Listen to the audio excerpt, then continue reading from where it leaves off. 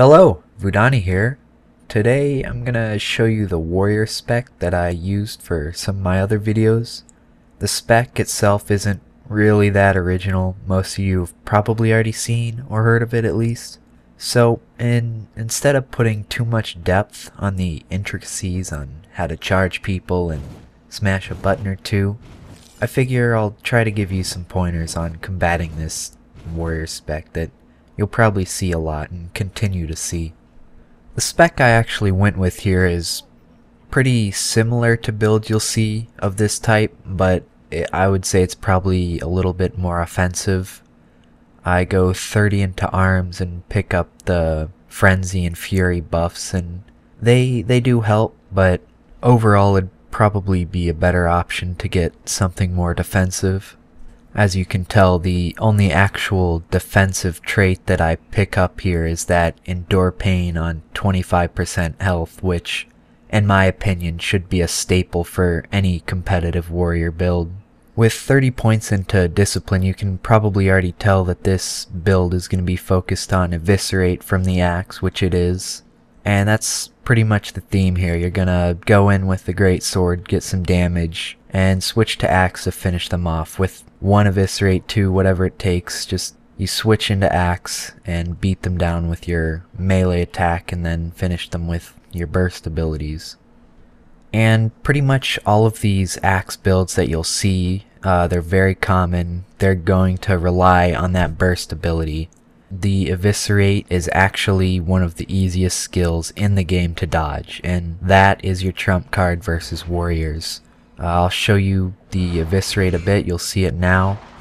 When you see that animation, that is when you dodge, and that animation is just long enough for you to really be able to see it, but it's actually even easier than that for most warriors. The general combo people are complaining about starts with the bull's rush, which is going to knock you down, and the easiest way to combat that is obviously to have a stun break and to walk away. Also, if you do anticipate that bull's rush, you can dodge that as well. The warrior is rooted when he's doing that 100 blades from the greatsword, so just moving will counter that. And if you can get out of range of the eviscerate, they're obviously not going to hit you. Now, if you cannot break that stun, however, the bull's rush actually does not knock you down long enough to get the eviscerate. So if you do get bull's rushed, just dodge roll right after their combo. Right when you get out, just spam that dodge roll, and you will pretty much always evade the eviscerate. That's the easiest thing you can do when fighting a greatsword warrior, is just spam that dodge roll, and most of the time you'll evade half of their damage.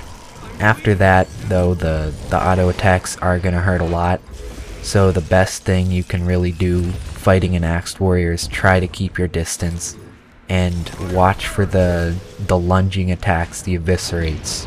Now, on the other side, if you do plan on playing a build like this or a similar build, the best advice I have for you is to be patient and figure out your enemies.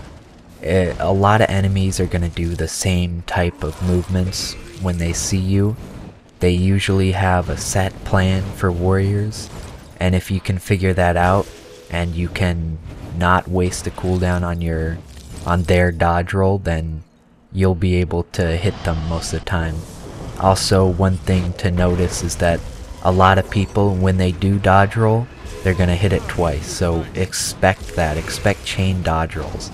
Some people obviously won't do that, so you're going to really need to rely on the stuns or the axe attack, the one ability to beat them down over time, but overall you're going to just pick your battles wisely and know your opponents, and you should do fine with this build.